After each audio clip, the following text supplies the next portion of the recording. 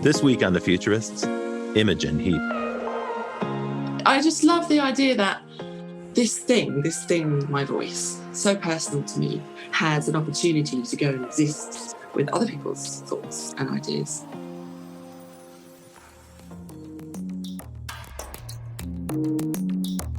Well, hello and welcome back to the Futurists. I'm Rob Tercek, and this week my co-host is Katie King, Miss Metaverse, joining me. Hi, Katie. Oh, hey, welcome back. Good to see you again. Yeah, and I'm seeing a lot of you this week in your pink palace there. Yes. So we have been we've had frankly too many techie nerds on this show, too many guys, and too many. It's been a mission of mine to try to diversify as much as possible. I bumped into somebody perfect at an event in Los Angeles a month ago where we were talking about the future of artificial intelligence and creative art. And over the course of the conversation, I got so excited. I was like, you've got to be on the show. Our guest today is a multi-Grammy award-winning musician. She's also a technologist who's done pioneering things with blockchain and haptics and other kinds of technologies. We'll be talking about that and artificial intelligence because you can't get away from it. So let's give a big welcome to Imogen Heap. Hi. Hi, good to see you. Hi. Imogen. Thanks for making time. I know you've been really busy making music, and we're thrilled to talk to you today. Where are you right now? Are you in the UK? Are you in London? I'm in Hackney, London, where I live with my daughter.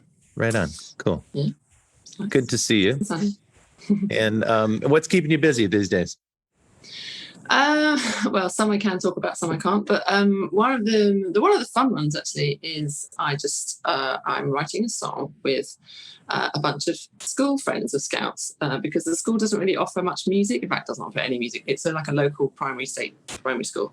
So I've got like a bunch of 8 to 12-year-olds, and we were meant to be doing a choir, but I'm like, do you know what? We haven't got enough time to learn these songs, and it's kind of boring just learning songs. Why don't we make a song? So we're making a song, and it's so good. I absolutely love it. One of my best selling songs ever, best streaming songs, is a song called The Happy Song, and that was the last. Yes. The Happy Song makes babies happy around the world and parents under 2. I mean, not the parents, the child, obviously. Anyway, so that was the last song I wrote with my daughter, and this is the second song, and now she's 8. So I'm feeling like it's, maybe the next one she'll be 14, and who knows. But it's really great. It's called The History of Sound, which is I'm excited about it. That's very cool. So yeah, that's a feature of your performance history or your recording history is that you've made songs for social causes. You've made songs for local groups, and inspired by your own life. Tell us a little bit about what inspires you. I guess I am quite easily distracted. So if something grabs my attention, then that's what's going to happen. A song's going to happen. A piece of technology is going to happen. My attention is grabbed and lit, and then there's nothing can stop me. And even if I've got a million other things going on, I'm like, oh no, this thing. And then off I go. And my team are like, wait a minute. Okay, we're going this way now. So for me, yeah, it could be place and time, or a person, or a new technology, or something somebody said, or it can be really anything. But this time it was the school needs some music. The kids are sat learning things that are quite rigid, and I just wanted to invite some creativity and spontaneity and kind of let loose and go crazy. So we're kind of exploring with sound painting, which is a kind of improvised mode of you actually use it with orchestras, but I've never done it before, but I just thought, I quickly looked it up about 10 minutes before my first lesson, and I was like, this looks good, I'll do this. And I quickly learned some gestures, and we basically, kind of create music on the fly with these 24 kids, and it's super fun. Very spontaneous. Yes. Yes. Actually, I remember back in 2014, I believe it was, when you were making the Mimu gloves for the wearable tech gloves. Yeah, that was such an awesome project. How is wearable tech impacting the way that artists create music? And what did you learn from making the Mimu gloves? Yeah, well, sadly, it's not impacting us so much. It would be great if it was impacting us a bit more, it was a bit more prevalent, a bit more off the shelf, a bit cheaper. Still we're kind of in this, zeros and ones and kind of on and off and up and down space, this kind of machine space. But, you know, the more we kind of use IR cameras and heat sensing cameras and, you know, AR technology, then we will be able to use our hands more and less of the typing. Because, you know, it should just be like text, just, you know, text kind of, you know, what do you call it? Actions, like text actions, like make me a thing, do this, copy this over here. But equally, you could just like, you know, make a copy and a paste action. So I'm just like closing my fist and opening my hand. So when it comes to music, I'm doing the same. I'm like, it feels natural to like grab my voice, like I've just caught it in midair, and I hold it for as long as I need to record it, and then I release my hand to open hand. So I'll be doing the same thing as like you would on a sampler, where you just record and like end the record. But because you're like in the flow of performance, you don't disengage with the audience, you're just kind of doing it on the fly. And you know, we have these amazing bodies and they can do really amazing things, and we're like quite very limited, just hunched over our computers and our like control surfaces. So it's just about like humanizing the technology that we use and being able to kind of live within it, or like it come closer to us. And so yeah, we hope that we're in some way, you know, moving forward this way that we interact with tech in a small way. You know, maybe there'll be some kind of gestural global language that will emerge. Do you use that kind of technology more in when you're composing music, or when you're recording in a studio, or when you're performing live? Like where would that be most useful for you? That kind of embodied music creation. I suppose the most way I've used it mainly is in performance, but as I've had a bit more time and I've kind of taken on a bit more team people to do things for me when I'm doing other things, I could be like doing a song down there when I've got like thing I need to do with the song that somebody else could do, then I'd be like, okay, you do this thing and time this thing over here, and I'm going to go upstairs and fool around with the live set. But actually, more and more, I'm trying to create a kind of a massive session that allows me to pull in and out things that I need. So it could be a sampler, it could be a drum machine, it could be a certain reverb with an effect at the end of it. So I'm kind of creating these clusters of effects and musical instruments that I can pull in at any moment to create music from. Because actually one of the things I did recently was with this amazing choreographer in LA called Jacob Jonas, and he got in touch with me over lockdown, and he said that, you know, would I like to collaborate with him? And I don't usually read all the messages, but for some reason I did look at this one, and I saw how amazing he was, and I was like, oh, I would love to work with you. But when the time came, of course, I'm never prepared for anything. I'm always very last minute, and I just can't prepare. So I'm always like in the moment, in the fluster. So I'm trying to develop things that I can just literally rock up, open up my magic box of tricks, and off I go. And so the gloves are really helpful for that. So what I did with Jacob was, you know, he had 3 dancers that he was working with on a piece, and I live improvised with my voice and just a piano, and kind of conjured some music while they were dancing. And at the time I thought, oh, it's not very good, and I was a bit kind of marred with tech problems at the time. But actually when I came home and I listened back to it, I was like, actually this is really good, and I would never have done that if I'd like sat down with a keyboard and done some stuff. It was just, it really had something special. So I'm quite excited, you know, in this. You mean the live performance, the dancers that gave you a kind of spontaneity? Yeah, because they were moving and I was reacting with sound, with like vocal effects, with melodies that were just coming out, sometimes kind of quite guttural, like sounds that were just like through big long reverbs and then tuned down and reversed, and just whatever felt right in the moment. And at the time I felt like, oh, this isn't very good, because I was being too, you know, thinking too much about it. But actually when I came back and I listened to it, I was like, no, this is something really great. Like I've never written anything like this. This is amazing. So now I'm trying to create a system, a live performance system, and a kind of live creation system, so that I can be that in the moment. Because especially in light of, you know, music just about to just become even more like background music as AI generative works just like flood system. So I think more than ever that live interaction with someone, that they're really in the room making something with you right there, and you can see it, you can feel it, is really something special. So I think you're right about that. And clearly for the music industry, live performances and festivals have become kind of the leading way to engage people and for people to discover artists. How important is live for your own career right now? Well, it wasn't so much about live, actually. It was more about just composing in the moment with people. So that you're not in a studio, because you could be generating stuff, whatever. It's just like literally the kind of pheromones and that everyone kind of together bouncing off each other. So you mean the collaboration aspect of it? With other people. Physical being in the room. In the flow. And that kind of manifests all kinds of change that are like kind of subliminal, but they do change the course of the creative space. But live has, of course, hugely impacted my life, and I love that moment of connection with the audience. And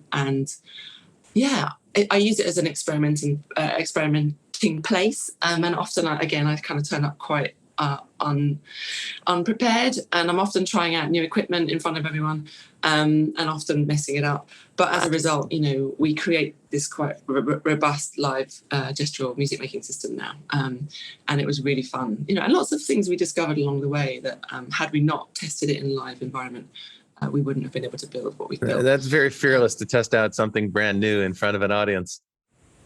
Well, I don't know. I feel like I relish off that. Like I almost invite it. Like I know that I have like a talk or something to do, and I'm just like, I've still got all of tomorrow to do it. And then something happens, and I've still got all of the night to do it. And then it's like 5 o'clock in the morning. But I've still got 2 hours until I really need to get up. And I just literally like push it right up. And then what's left is like the most condensed important thing, hopefully, that comes out. And then you just like use your wit and charm to kind of get around it, hopefully. It doesn't work at something like TED. It goes terribly wrong. But, for most of the time, it's kind of, people just want to. Now, as an artist, you've been using technology throughout your career, right? And you're very versatile, because you were trained in more classical instruments, things like the clarinet and the cello. But now you play a full range of instruments, and you even create your own instruments. Do you consider yourself a creative technologist, or a musician, a recording artist, or a performer, or is it all three, or is one of those more important than the others? I don't really know. I guess in the fullest sense, I consider myself as a recording artist. Mm-hmm. I enjoy the moment of recording. I enjoy the different processes of recording. I enjoy the different kind of collaborations and people around me, and time and space and country and all kinds of things that kind of go into the recording. And then I really love most, I think, just conjuring in the moment, just being at my most creative. And if that is often to do with time. So the most limited amount of time is when I get my most creative. But it also leaves me quite stressed most of the time. Under pressure. Under pressure, exactly. Literally nothing would get done if it wasn't for the last minute. It's true for me. But I can't do anything for too long. Like at the moment, developing 3 different apps. One called Thank the DJ, which I've always wanted to create, but I'm actually going to do it now. A little app where I can reach out the minute one of my songs gets played on the radio. I can call up and thank the DJ. And if they want, how would that work? Well, oh my goodness, sorry, can you hear that? That's the cat. She's on heat, and it's horrendous. She's just like, it's like someone's trying to kill her. Anyway, Pomzilla aside, the idea is that, so I found this company at the very baseline, where they just are able to know what music is being played on 20,000 radio stations around the world, and they get that within a minute. You can know what songs are being played if you have a fingerprint of an audio song that you have a fingerprint, and the radio just like fire out the songs, and this service recognizes the songs. And then they also have Twitter handles and sometimes emails of these places. So the first stage would literally be just to kind of, when you get a song played, then you can call them up, or you can tweet them and say thank you. But ultimately the idea would be that radio stations would really look forward to and enjoy the idea that a musician, a verified person, because we'd be verified by our creative passports, these are digital identity thing that we're creating as well, that you'd be able to call up and go, hey, I wrote this song in your city, and I was doing an exchange with the British Council, And I just thought you'd love to know that. So you could like geolocate songs, like a relative. So for example, Cycle Song was written about a trek across Bhutan. And Be the Machine was written in Essex, but it's around gestural music wear. So yeah, all these songs have like different contexts, and I just think it'd be really nice to be able to bring that home in the moment to a radio station should they play it. Yeah, really so cool. And your fans probably dig that as well. Is there a way for the fans to access that? This is literally just like a theory at the moment, like an idea. We're actually just for the first time, actually, I'm going to try and get some investment from like a normal kind of incubator type investment thing. I've never tried that, but I'm like, so listen up, VCs. Probably should, I should probably not spend my own money anymore on all these things. So yeah, I'm doing that literally today. But yeah, the idea would be that the fans could have a kind of, actually I found this thing called garden radio.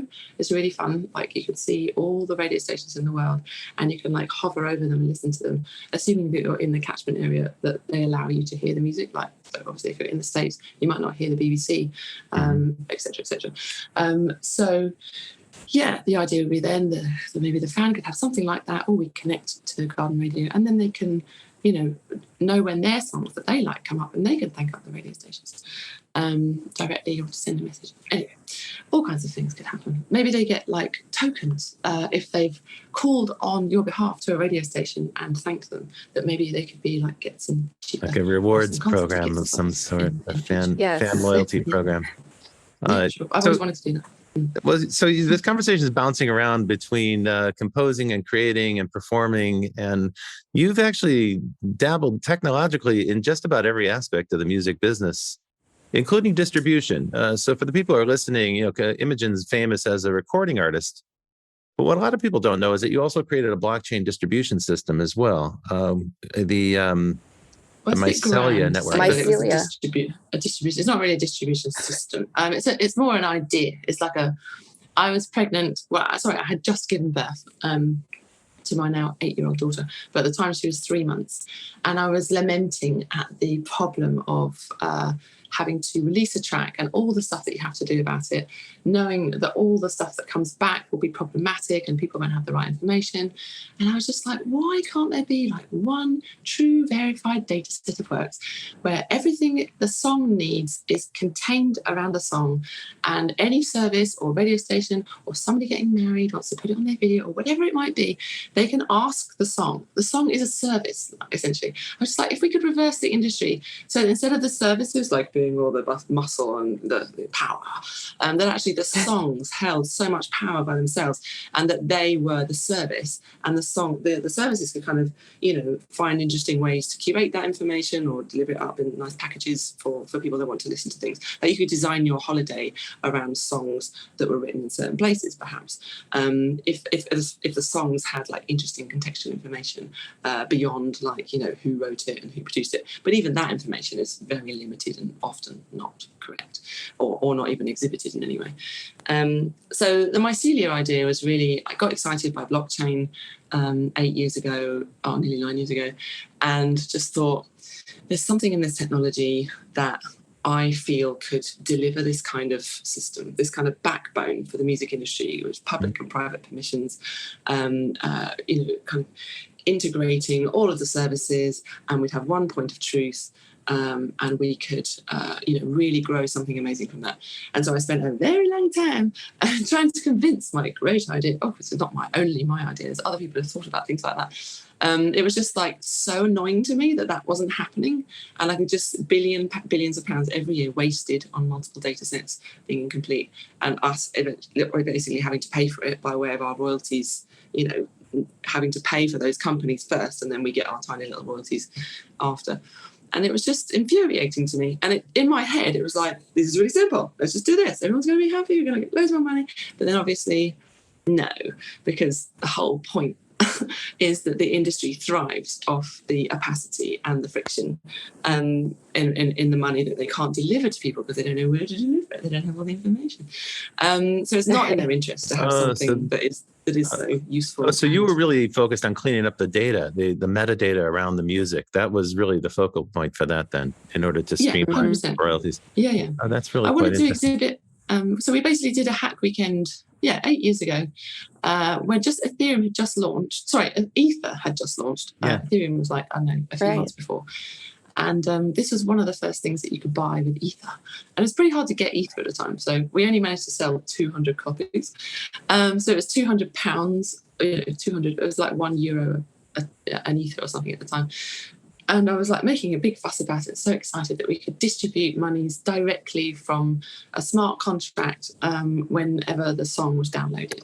And it's just like, it's just totally normal. Like that, mp3.com many years ago, 2 decades ago, you could do that. You put an mp3 up and it paid everyone directly. And this was before all of the collection societies got in the way and tried to be like, oh no, we must do this. And then it got really complicated. And now they can't. They're buckling in the weight of trillions of lines of data every day. So yeah, it was just like, here's the thing. Why don't we do it? Why don't we make it? So that was like super early in the Ethereum era. I mean, even the idea of a distributed app on top of a decentralized app on top of Ethereum was relatively new when you did that.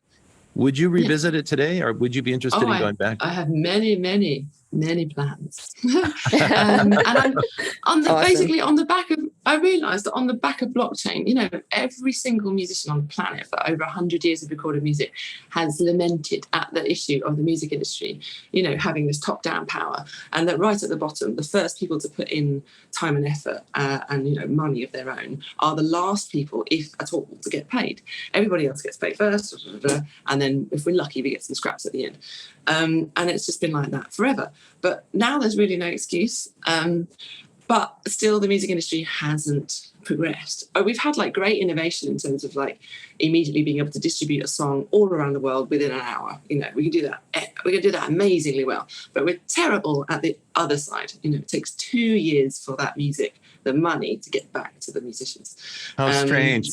What a strange outcome. I wonder why that might be.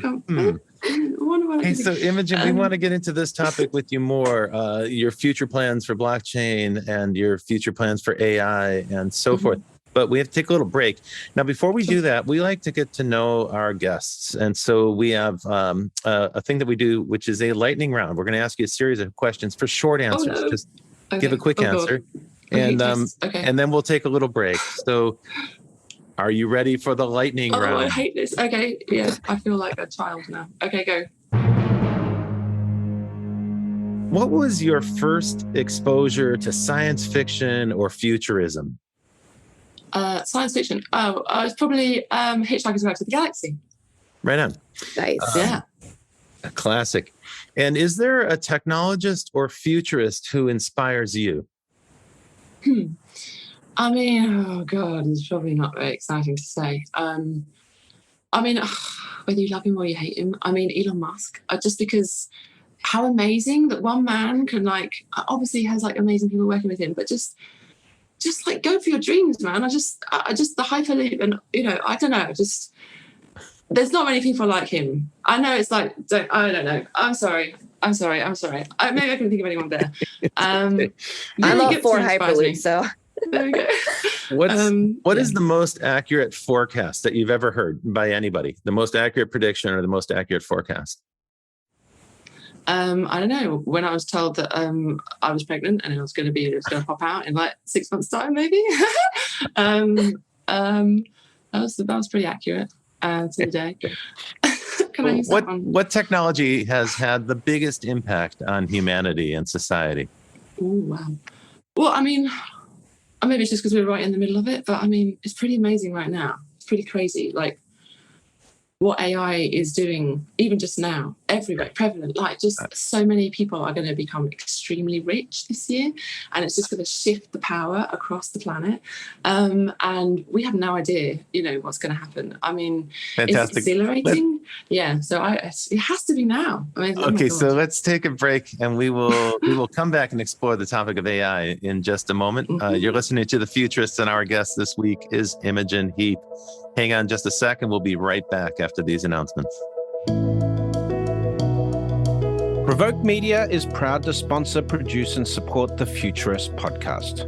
Provoke.fm is a global podcast network and content creation company with the world's leading fintech podcast and radio show, Breaking Banks.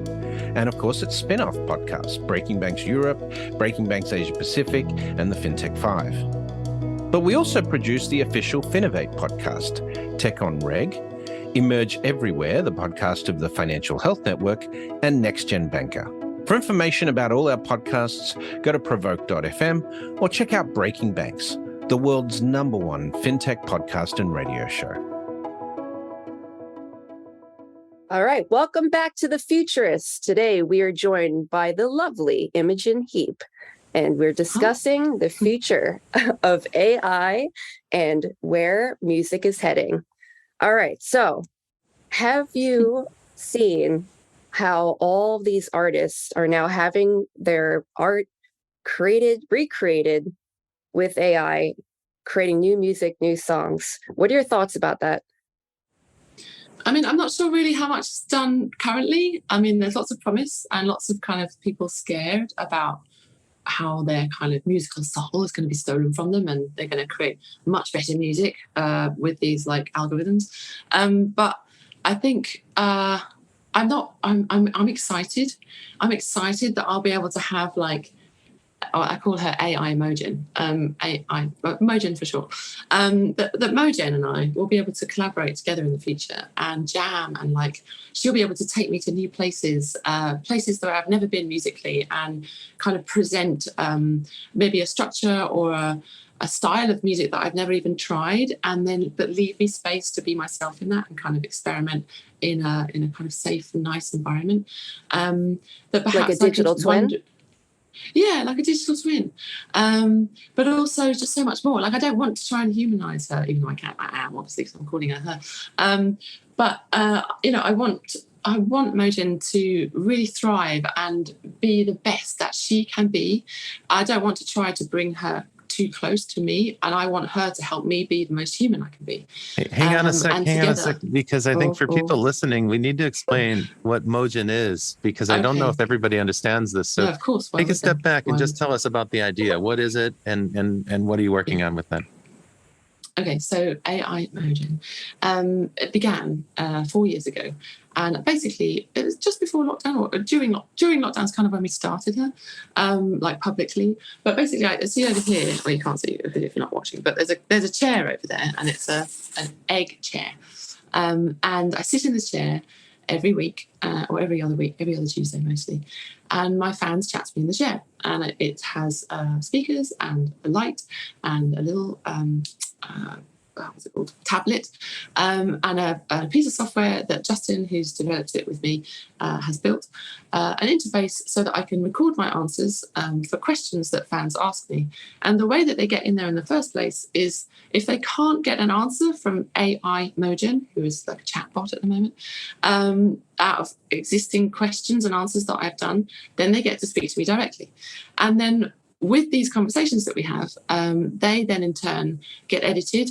It goes like speech to text, and then the text gets populated in a little kind of program that Justin's built for me, and then we can go in and edit it and make it nice and succinct and add alternative questions, and then we upload it to the knowledge store for future reference. So the idea is that I never get to answer the same question twice. I'm always kind of pushed to think differently. So in the future, I would love to think that, even yourself, Robert, would have to take the test of Mogen. And if you ask me questions that I've never answered before, then you would get to come chat to me in the chair. And then our conversation would equally be able to feed Mogen's knowledge. So that's one side of it, is the Q&A knowledge store. And that's something that's been amazing for me. It's almost, I would say it is therapy, because it's been this kind of beautiful space, kind of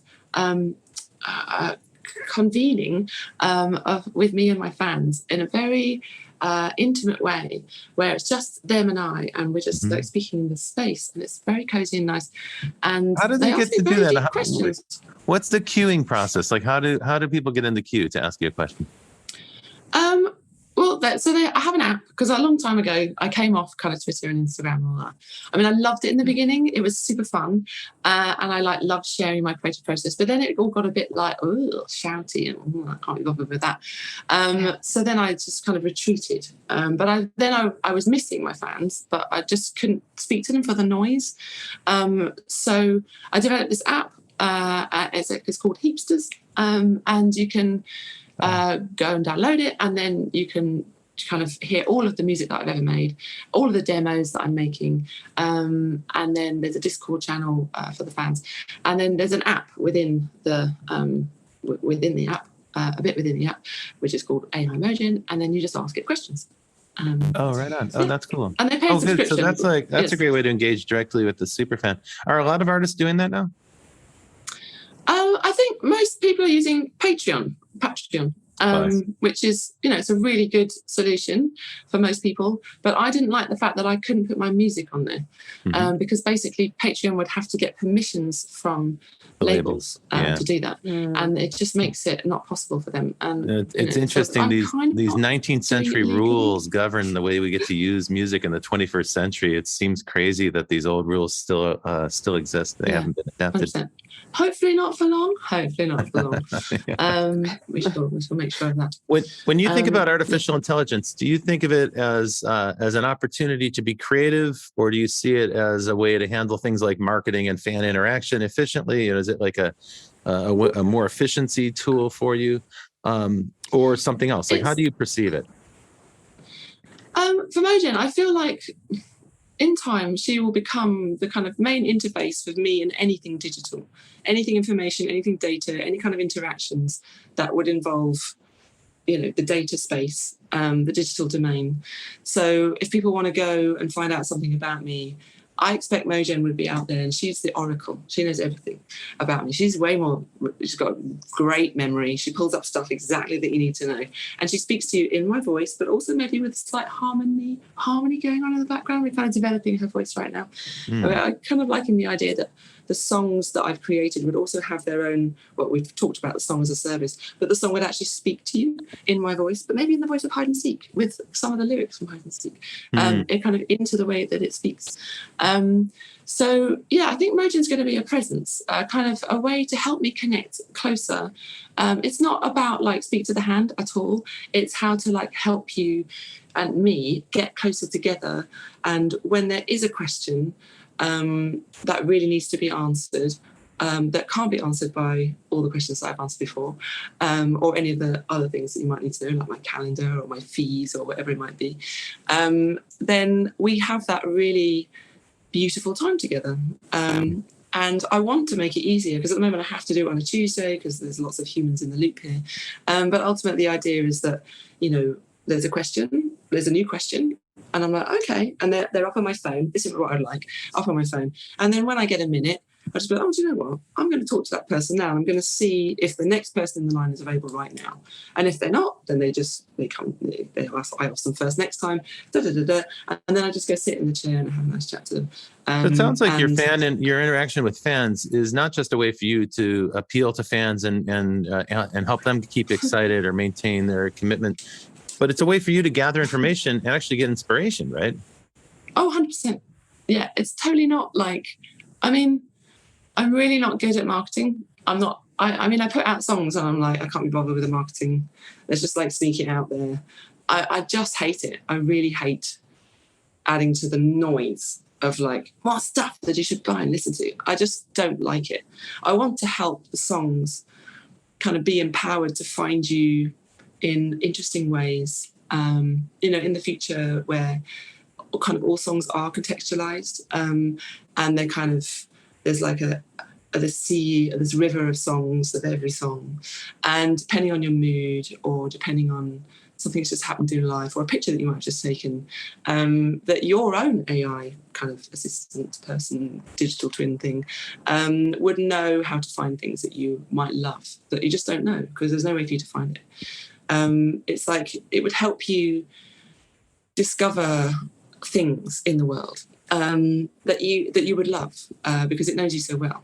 I would love Mogen to help me get the most out of my time on the planet, and at the same time, connect me more deeply with the people out there who I know I would love to connect with and collaborate with. And so it's kind of everything. I mean, she'll sing, she'll have a voice. She has a voice, actually. And soon you will hear her voice.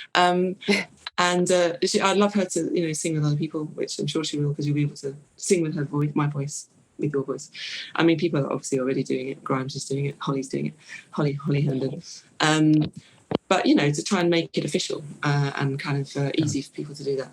And Holly Herndon, that you're right, that was the first project of this kind, and it seems to have kicked off this cascade of these people, indie content creators that want to use AI to make their own songs inspired by the artists themselves.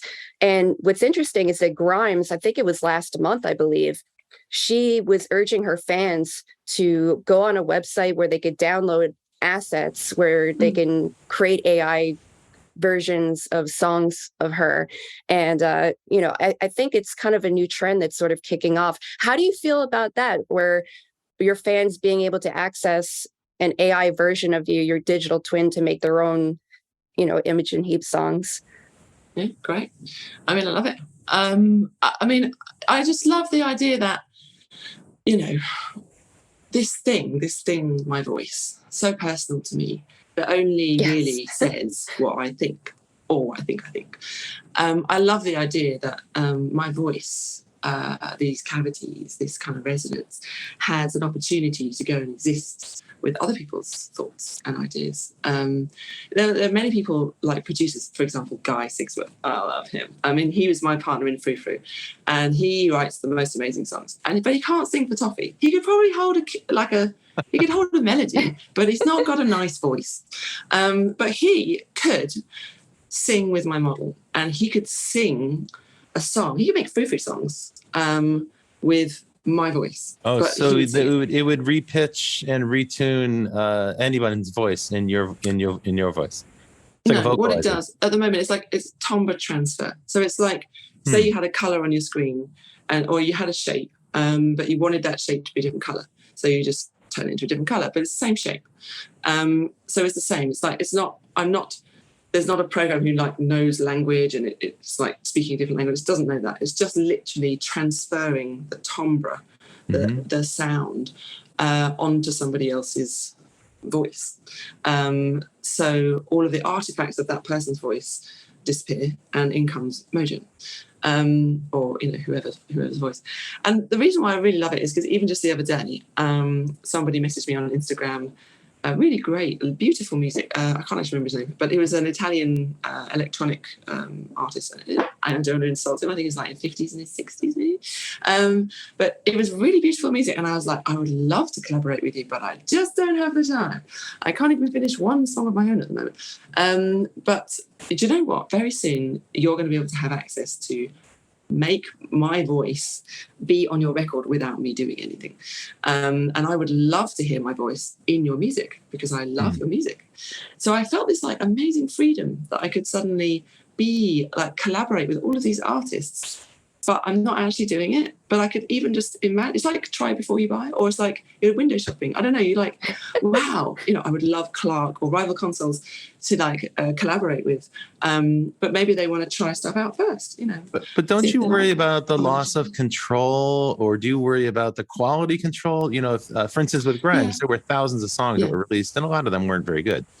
Yeah, of course. Yeah, I mean, but the thing is, that is what's going to happen. I mean, there's just going to be so much rubbish, out there. The next great thing that we need to do is really develop the curation and discoverability of music, and how to contextualize it and find those pearls that you're going to love in all the noise. I mean, it's already hard, and it's going to get so much harder because there's a giant mushroom of generated content that's going to grow. Huge. So that'll make the discovery problem harder. It'll add to the cognitive load that the users have, the fans, because they're going to have to navigate through all that generated stuff.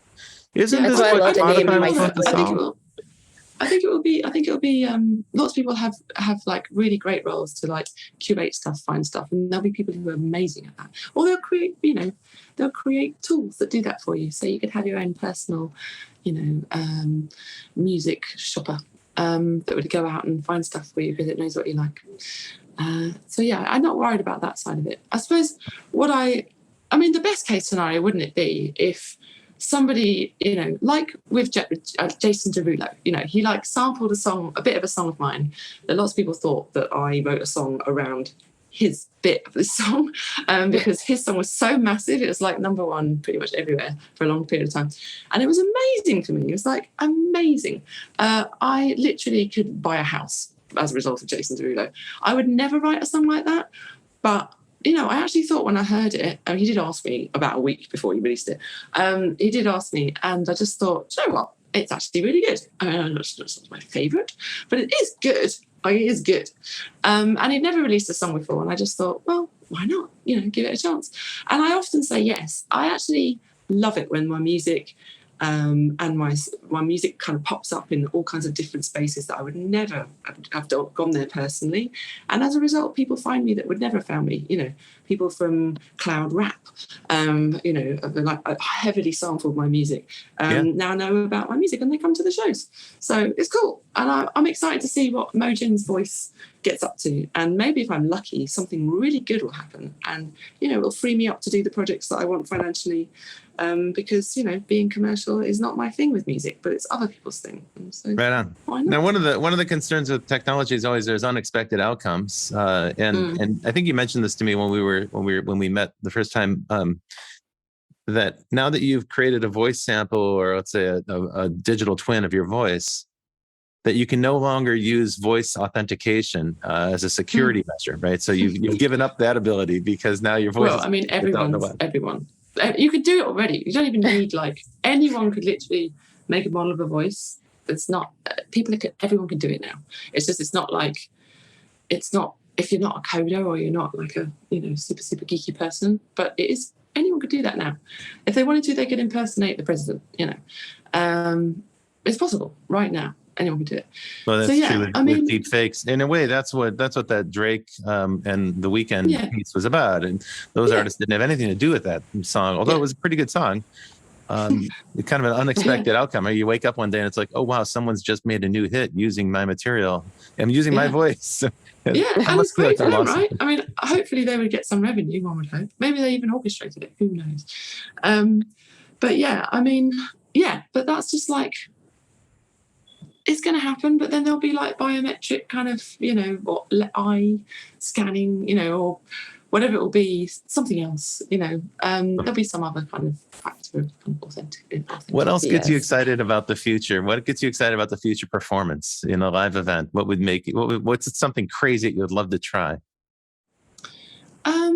Everything is really about flow for me. So whatever can increase the flow between what the audience are feeling, what I can conjure, the access to a variety of sounds and effects and the kind of tools that I can literally in the moment reach to without actually putting my head in front of a computer, and having this conversation, this flow with the audience. If there's a time in the future where I don't know. I mean, I've already tried it with heartbeats and like the kind of the general heartbeat of the room at the time, starts the track. Or people shout out and they say, "Oh, I've got a melody," and then they start a melody, and then somebody else says a style, and I'm like, "Okay," and then we start a piece of music. So yeah, just like more of the same, really. Just more of the same. Like even I'd love to conjure images. I mean, I've been thinking about a visual system, which Mogen would kind of interface again. So you'd have all these different inputs, accessing things, amazing plethora of river of photographs or imagery, that ultimately would be, each one would be a service and you'd have permission to use it live and you'd pay the people in the moment.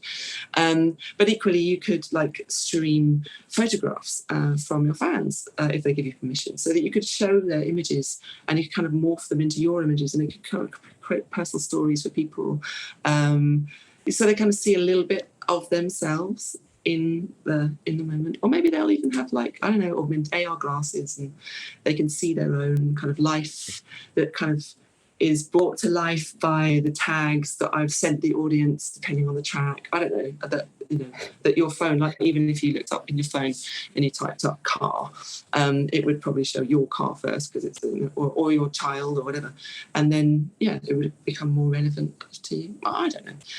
Yeah, I'm looking forward to it. I mean, I'm not planning to do live shows soon because I've got quite a lot going on I want to do first. Any plans for Imogen to be in the metaverse? Yes, for sure. I would love to take even the songs that I'm working on at the moment.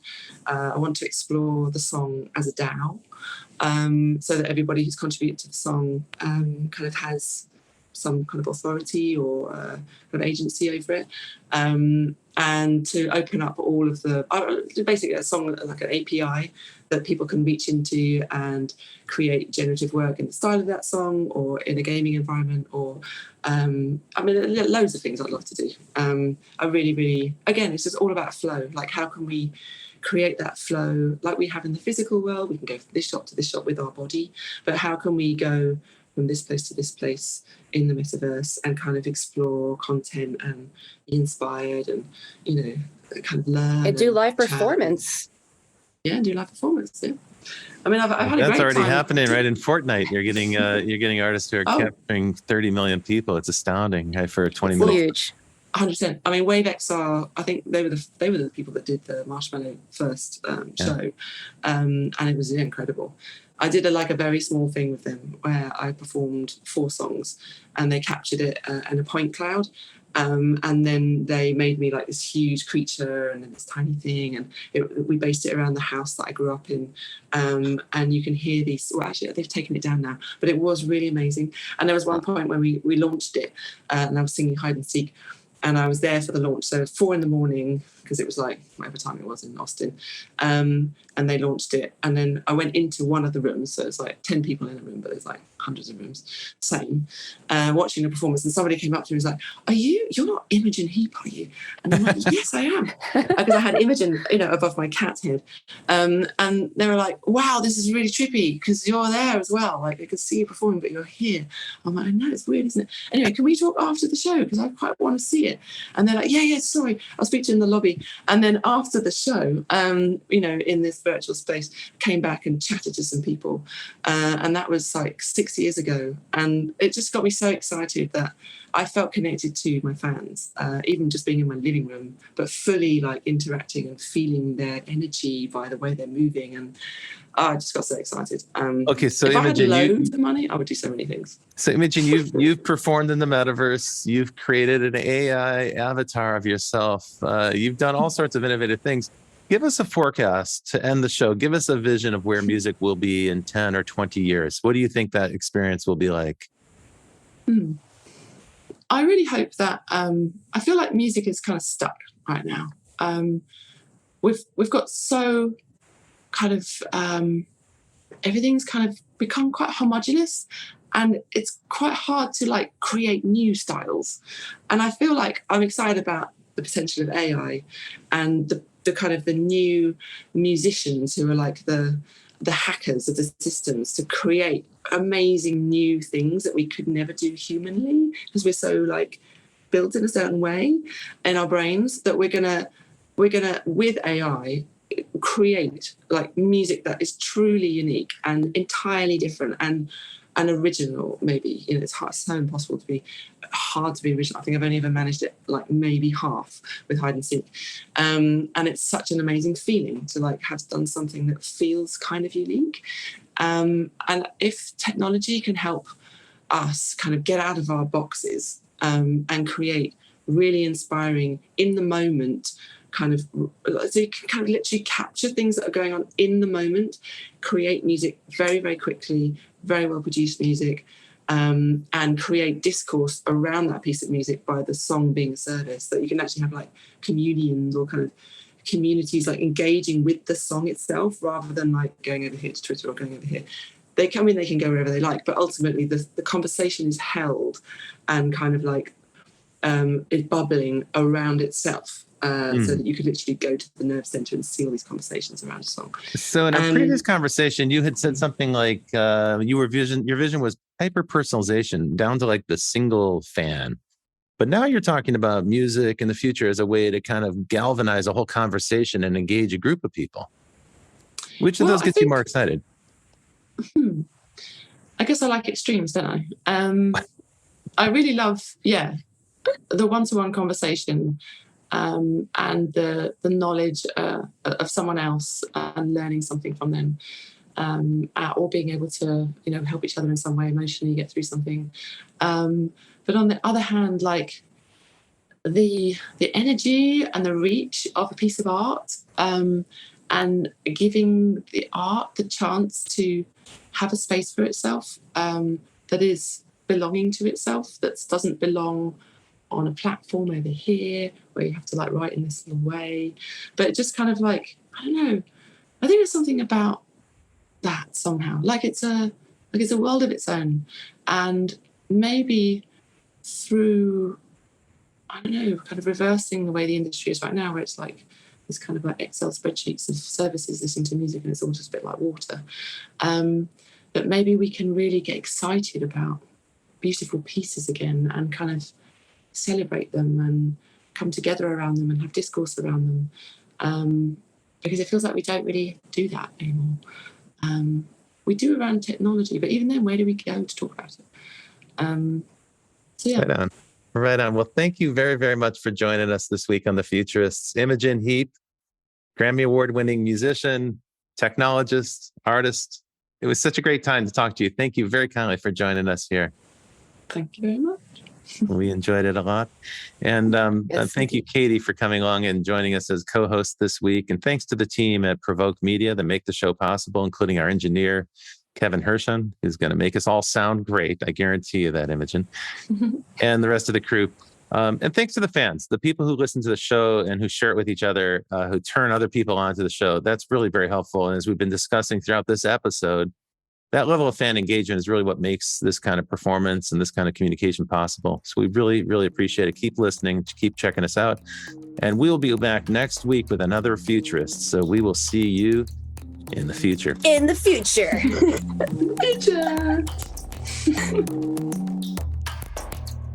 Well, that's it for The Futurists this week. If you like the show, we sure hope you did. Please subscribe and share it with the people in your community.